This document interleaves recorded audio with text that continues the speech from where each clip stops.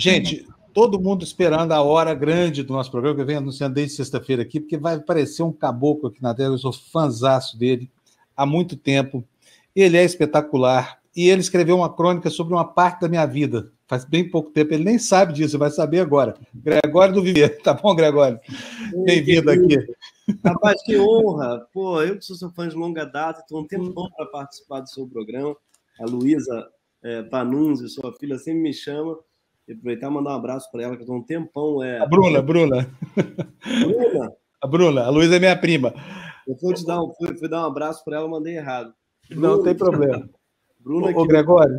E eu finalmente consegui. Que bom. Obrigado pelo convite. Obrigado a Bruna, a todos vocês. Deixa eu te contar uma coisa. No dia que eu vi o Greg News sobre a Rádio Jovem Pan, eu vi um filme passando pela minha cabeça, porque eu estava ali naqueles momentos todos, entendeu? Eu comecei minha vida profissional ali, quando a Jovem Pan era sempre uma emissora conservadora, mas levava a palavra jornalismo super a sério, com o Fernando Vieira de Mello. E depois eu acompanhei a decadência. Fui trabalhar na TV Jovem Pan, vi a associação do Hamilton Lucas de Oliveira com o Digênio e Tuta, que era uma tríade malévola, horrível. E você contou a história de uma maneira espetacular. Eu quero te dar os parabéns, sabe? Que bom, Carlos, que bom que você aprovou. Imagino, cara, que você deve ter feito um trabalho muito grande de pesquisa ali, porque, sabe, essa história se perdeu ao longo do tempo, principalmente porque houve os desvãos ali do governo Collor, essa coisa toda, e muita gente perdeu o fio da meada, né? E agora a gente está vendo, né, o ressurgimento da Hidra, porque aquilo é uma Hidra hoje, né? Me fala uma coisa, de onde é que você tira inspiração para ir atrás de temas assim tão profundos, e de onde é que sai essa assim, inspiração para falar disso de uma forma tão jocosa e leve como você faz? Então, o programa ele tem uma equipe muito boa e muito numerosa mesmo para um programa que parece que tem uma pessoa só, né? A pessoa vê, parece que eu estou lá, mas tem 6 jornalistas e 2 roteiristas de humor, mais eu, mais um editor, que é o Bruno, o Denis Russo. Enfim, tem um monte de gente. Então, a inspiração se dá muito no diálogo e nas nossas conversas. Esse da Jovem Pan, por exemplo, era uma pesquisa, era uma pauta que a gente queria fazer um tempão, meio que todo mundo, mas ninguém pegava. Quem pegou foi a Mariana Filgueiras, jornalista, para pesquisar. Tá. Mariana é maravilhosa, né? E ela fez uma pesquisa intensa, é muito difícil. Por quê? Porque falar de imprensa, você sabe, né? É muito difícil, porque a imprensa não fala. Então, a gente tem um corporativismo, a gente sabe que existe. Então, no Greg News, em geral, a gente trabalha usando pautas e com fontes de matérias já publicadas. Então, os jornais ajudam muito a gente, porque a gente só consegue dizer certas coisas porque os jornais foram lá e apuraram antes. A gente não tem uma equipe tão grande para fazer uma apuração de coisas complicadas. Então, a gente a gente dá nossas fontes, a gente usa muito o jornalismo investigativo, de modo geral, e agradece muito a ele. No caso da Jovem Pan, a gente não conseguiu muito. Por quê? Porque tem muito pouca coisa publicada na imprensa mesmo. A imprensa é muito corporativista nesse assunto. Ela protege muito os escândalos de dentro da imprensa. A gente vê agora, por exemplo, com o Pandora Papers. A gente não tem nenhuma matéria que fale Pandora Papers que não abra dizendo a remessa de dinheiro para as offshores é perfeitamente legal e compatível. Eles não conseguem fazer uma matéria batendo no Paulo Guedes, por exemplo. Por quê? Porque os donos dos grandes jornais todos têm dinheiro no exterior em offshore. Então, a imprensa, em alguns aspectos, tem um belo de um rabo preso, a grande imprensa, né? Perdão, a imprensa tradicional das grandes mídias. E no caso da Jovem Pan, é a mesma coisa. Eles não batem como a gente acha que deveria bater. É um calcanhar de Aquiles, eu acho, da grande imprensa brasileira. Então, isso daí foi um dos programas realmente mais difíceis de fazer, por causa disso, porque a apuração da Mari teve que ser toda do zero. Ela não pôde se basear no trabalho de outros jornalistas, como é o caso em geral. Gregório, bom dia. Prazer falar com você. Sou seu fã também. Eu que sou seu, rapaz. Poxa, que honra falar com você. Eu estou muito feliz aqui. Enfim, eu queria perguntar para você o seguinte: você tem um trabalho incrível de, por exemplo, na questão dos militares. Você fez um programa sensacional mostrando o papel dos militares nesse governo Bolsonaro, né? E acho que você consegue, aos poucos, ir quebrando o efeito das fake news, né? Eu queria saber de você o seguinte: como é que está essa situação das fake news? Porque O Bolsonaro deu uma recuada, né, num acordo que fez com o Supremo, certamente com medo dos filhos serem presos, enfim, teve alguma negociação ali. Como é que é para você conseguir convencer pessoas que foram capturadas, né? Inclusive porque eu mesmo tenho parentes que foram capturados pelo bolsonarismo, né? E saem falando coisas que você fica horrorizado de ouvir.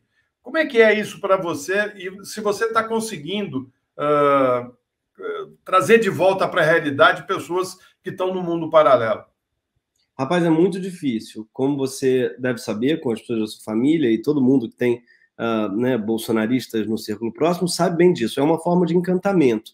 Não tem a ver com argumentos, não tem a ver com fatos, não tem a ver com... É muito difícil, realmente, você quebrar o encanto, porque ali é muito mais emocional do que racional. A gente sabe que política fala muito mais a emoção e o coração do que a razão de modo geral. Mas no caso do bolsonarismo especificamente, parece mesmo que é uma forma de encanto muito difícil de se quebrar. Agora, a gente tem que lembrar, quando a gente fala desse encanto, desse bolsonarista, o fanático louco, a gente está falando de uma parcela muito pequena da população, de 10%, eu chutaria.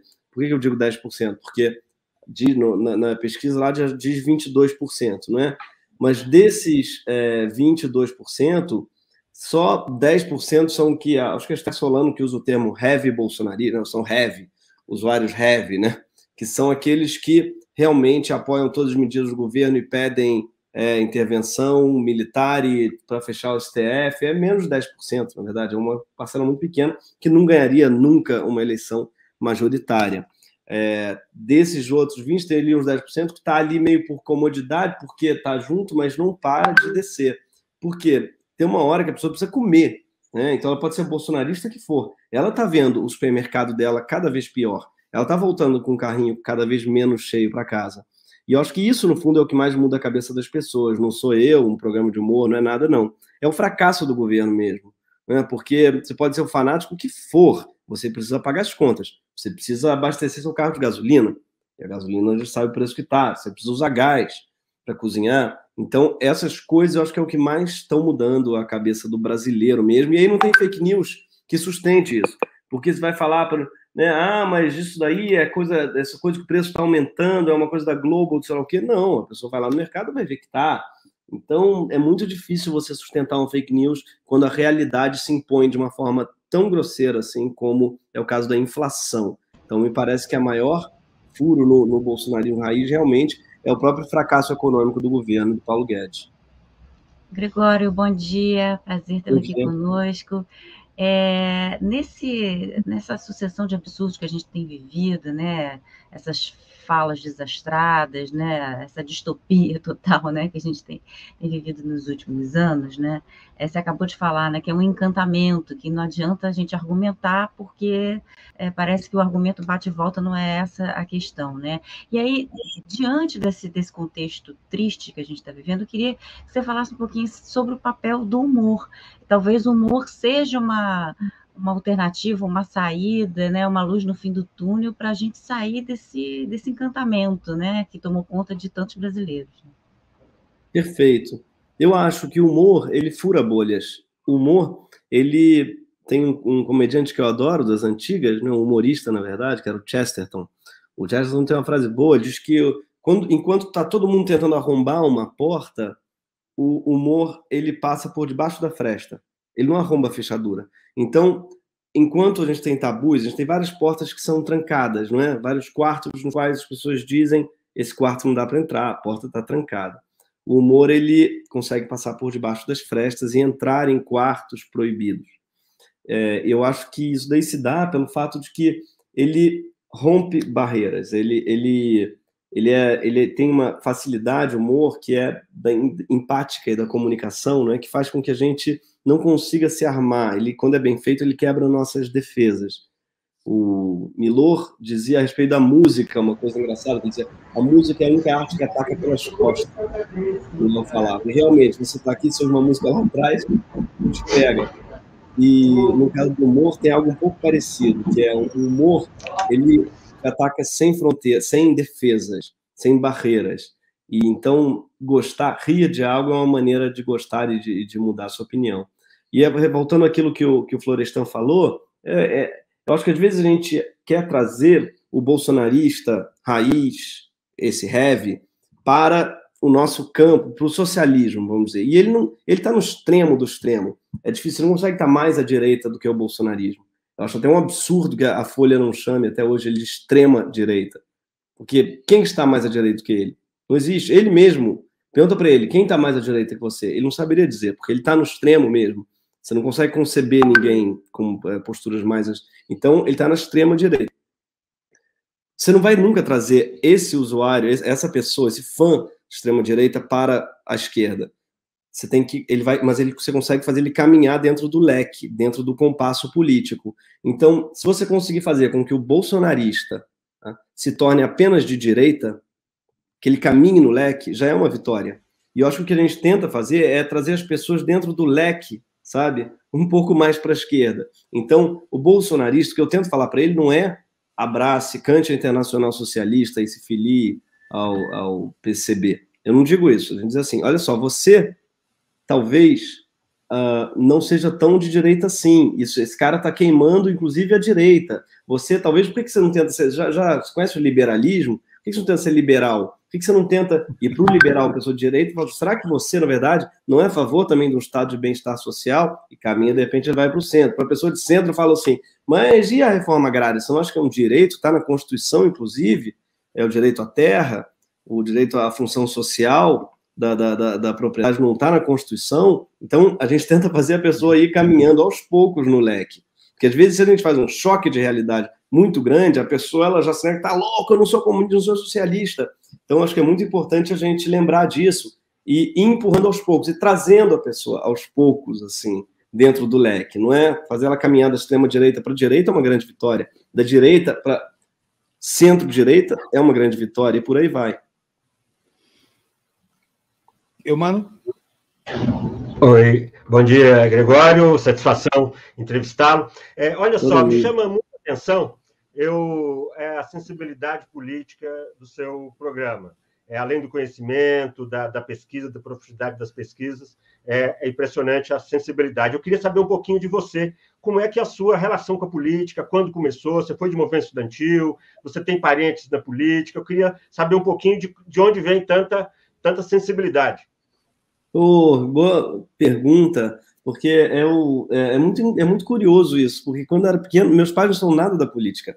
Meu pai e minha mãe são, claro, porque são artistas, mas eles cresceram numa época, eu acho, em que era muito complicado você ser, muito difícil. A participação política, ela não vinha sem um risco gigantesco, né? Eles cresceram nos anos 60, 70, quer dizer, cresceram nos anos 50, mas eram adolescentes nos anos 70. Meu pai tinha 15 anos nos 70, então você participar da vida política era muito arriscado. Então eles vêm de uma geração, eu acho que pré-abertura, não é?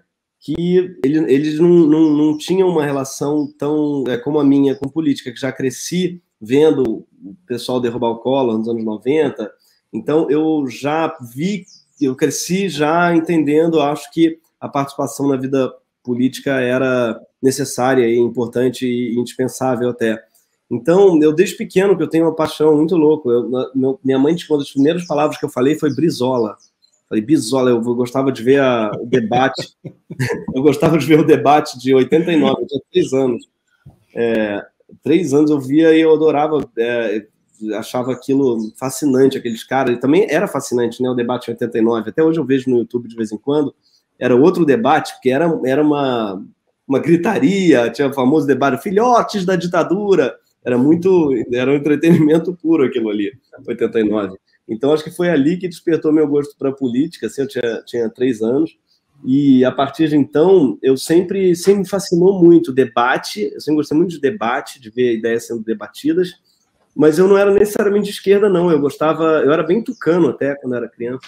Eu gostava do Fernando Henrique, eu confesso, assim, eu achava ele um cara muito inteligente, brilhante, sabe? Tinha ainda uma coisa de achar que a política era um assunto tinham que estudar, né, para os professores de sociologia, de história, uma coisa um pouco acadêmica, assim, sabe? Um pouco classista mesmo, eu confesso, quando eu era moleque. Aí, quando eu fiz 16 anos, cara, eu fui contagiado pela campanha do Lula de 2002.